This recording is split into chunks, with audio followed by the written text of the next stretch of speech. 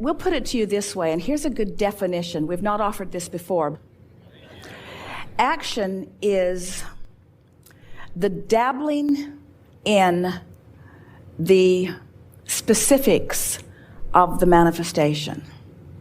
For the most part, most people are offering action instead of offering stable vibration. So most people are offering most of their action in order to compensate for the energy that went awry earlier because they were not aware of it in the earlier subtle stages. So if you're not aware of what you're doing vibrationally in the early subtle stages, and you've begun attracting something that there's a momentum coming, and when the grid fills in, there is a momentum. And it doesn't matter what grid it is that's filling in, there's always a momentum. So a lot of people use their action in order to try to compensate for the momentum because they weren't paying attention to what they were doing earlier. It's sort of like the cast on your arm is sort of like that. That was action that you applied after the fact because you weren't paying attention to what you were doing vibrationally before. It is so delicious, though, to do the grid work first, and then as the grid is filling in, the action is inspired. If you've been listening to us for a while, we've been saying this for years, that if you tune in, tap in, turn on to the energy, and then do whatever you feel inspired to do. Not motivated. Motivated is trying to fix it when it's going wrong. Inspired is when the vortex is calling you toward it. That's that feeling of inspiration. And it's that feeling that you know the rightness of it. You just can't hardly stop yourself from doing it. It feels so right to you. Where the motivation is, I need to do that. That's that obligated thing. And we know there are plenty of things. You are a very busy bunch. You live in a world that is more interconnected than ever before, and you have more details that are flowing through your life experiences. If we were standing in your physical shoes, we would not integrate so specifically with so many people so much of the time. Because just your awareness of what's going on, just your Facebook alone can distract you from the core of who you are. And at the very least, we would set a vibrational tone of our intentional broadcasting. Sometimes we would like to say to you, just get aligned and then follow your inspiration.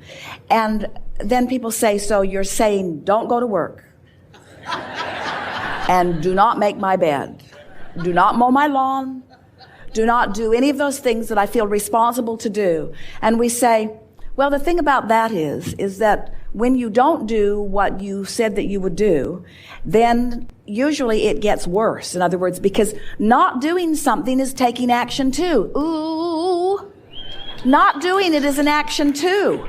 Whether you do it or don't do it, you're taking the action not to do it, just like you're taking the action to do it. Have you noticed how difficult it is not to do something?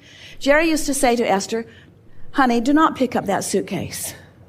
And Esther is thinking, there's no way in the world that I am not going to help this little person pick up my suitcase. In other words, non-action is more difficult sometimes than action. You want to do what you're inspired to do. Don't make decisions about what you're not going to do, and don't make a lot of decisions about what you are going to do. Make decisions about how you're going to feel, and then do anything you feel like doing. And you're going to discover you're going to be way more active in your aligned state. Way more action is going to occur to you. You see? So then we want to say that since you have different vibrations going on relative to different subjects, and often there are things that you just need to do. You have responsibilities and you can't just not do them. But you could do a better job of doing your vibrational work first. And by that we mean meditate more often. We would every single day. We would take the time to quiet our mind. We just would, because that is the easiest way to sort of clear out the vibrational clutter.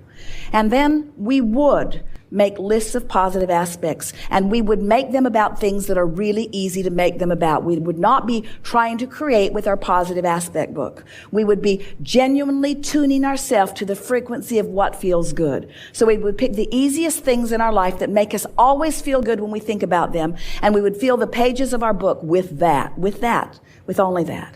And then we would look for reasons to appreciate it as often as possible, and then we would do everything else that we feel like we need to do. The best process that we've ever offered for this. Esther was in a sort of fit of frustration with too much to do. And Jerry and Esther were sitting in a restaurant, and they had paper placemats in front of them. And Esther said, Abraham, I don't know what to do. She was sitting there overwhelmed with her list, which was pages and pages and pages long. And so we just encouraged her to draw a line down the middle of the placemat. And we said, on the left side, write, universe, take care of these things. And on the right side, write, I will take care of these things. And then we encouraged Esther to write what she wanted the universe to take care of. And so she made a list. And you know, it was quite a general list. It was quite a general list because she wasn't thinking in terms of the universe washing the car today. She wasn't thinking in terms of the universe doing those things. It didn't compute in her mind. So she wrote general things like help so-and-so feel better and help this situation sort of resolve itself. And she just put general things on that side of the list. And we encouraged her to go through her list and pick out the things that she really needed to do and then put everything else on the universal side of the placemat. Well, so she did. She went down. It took almost an hour after they had finished their meal for Esther to transfer everything to the placemat. And on her side were only 4 things. It was something like make a bank deposit, and they were important things that really needed to be done that day. So she accomplished those 4 things, and with relative ease. And to her astonishment, several of the things on the universal side of the placemat happened without her attention to them. And then she was off and running. Well, what this placemat process actually does is it teaches you to let go. It teaches you to let go of the angst because she only chose the things that she felt were manageable. And in her new decision to only do this much, what she accomplished, which is far more important to the list than anything else, she accomplished a vibrational grid that allowed the universe to do what it's always wanting to do. And the placemat process simply got Esther out of the way, you see. Mostly what we'd like to say to you is go do what you need to do and be happy more. And chill more. Have more fun. Look for more reasons to feel good. You have to realize that through the experience of life, of knowing what you don't want and knowing what you do want, you have very specifically put the characteristics of what you want into the vortex. And the larger part of you has not only been aware of them, but has been the vibrational equivalent of them ever since you put them there. And every time you have a new experience which causes you to amend it a little bit, to change it or expand it a little bit, because as you move through life, you do that all the time, the inner being part of you keeps up with it. So you created it specifically, and it stands with such specificity that it stands there really specific. It does. It stands there in that perfection that you have assigned. And so now your only work is to allow the perfection that you've assigned to flow into your experience at the perfect moment in time. And that's why we said earlier, when you feel impatience, it means you're not allowing it, even though it's ready for you, you're not ready for it. It just bounces off of you. Somebody else doesn't walk away with it, but you don't get it. We want you to just chill out. That's why we say things to you like, you never get it done and you can't get it wrong. It's moment by moment by moment. That's the fun of all of it. It would be like being a wonderful athlete, let's say a tennis player, really enjoying the game, who wins all of the top honors and then says, no point in ever playing again. And we say, really? We thought you were playing because you liked the agility that your body discovered. We thought you liked to play because you liked the clarity and the strength of your body. We thought you liked it every time you put that ball right where you meant to put it. We thought you liked the intuitive feeling that you had when you anticipated where the ball was going and you were there to meet it. Even when that other guy is so good that he usually surprises people. We thought you liked the game. Are you saying you only liked the trophy? You see, and you all came for the game. And the game never ends, you see. You got to keep playing. You got to keep playing, and you got to keep winning, but you got to keep playing, because there's always another game and another game and another game and another game. Every moment there's another game. There's another point of clarity. There's another opportunity to uplift. There's another opportunity to have way more fun than you've ever had before. That grid is just ripe. The vortex is ripe with whatever the grid is ready to allow, you see. Your work is to prepare the grid. Your work is to be ready for what's ready. It's ready. The question is, are you? Are you ready? And if you're having fun, you're ready. If you're chilling, you're ready. If you're happy, you're ready. If you're flowing with enthusiasm, you're ready. If you're ornery, you're not ready for what's in the grid you want. You're ready for what's in those other grids. Negative emotion always means you put something there that you're not allowing. You can never not know. We can pronounce you that. You're not ever again going to not know. You always know. You might deny. You might deny that you know, or you might resent that you have to hold the vibration. Esther says that to us every now and again. Oh, really? I liked it better before I knew so much. I feel so responsible. And we say, then you're not ready. Feeling of responsibility is not being ready. I feel responsible to my point of attraction. What am I doing wrong?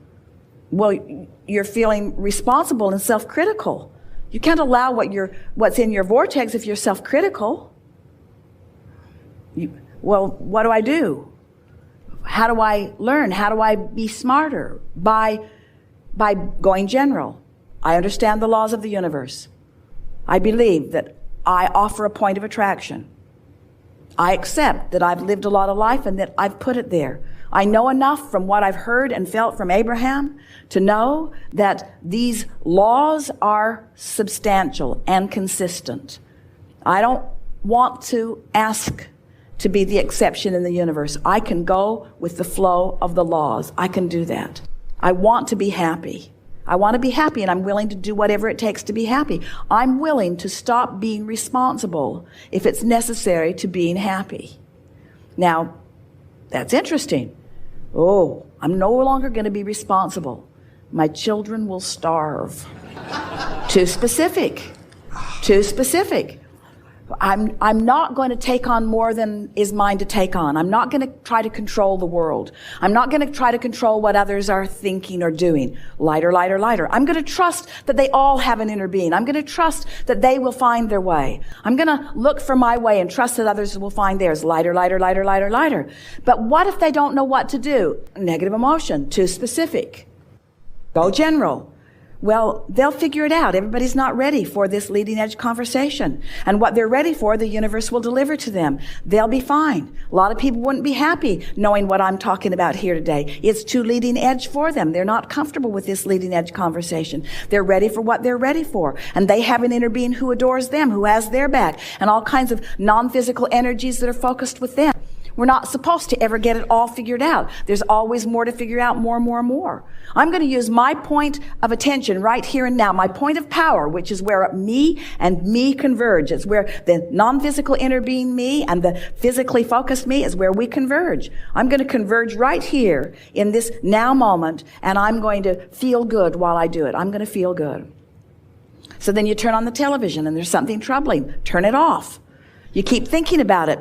Change the subject in your mind. Change the subject. In other words, just keep reminding yourself, I'm going to tend to my point of attraction, which mostly means I'm going to mind my own business, which mostly means I'm going to do my best to feel good as best as I can. And I'm getting better and better and better and better and better at this. The thing that's interesting is that you all have big lives, and the bigger your life is, the more components you have. Sometimes you feel like you have too many moving parts. There's too much for you to control. But there's not too much for law of attraction to manage. And all you have to do is look among the moving parts, pick a target that feels good to you, focus upon it until you've established it as your set point, lock into it and maintain it, and then law of attraction will give you feedback to let you know how well you've done, you see. Find the general place and lock into it.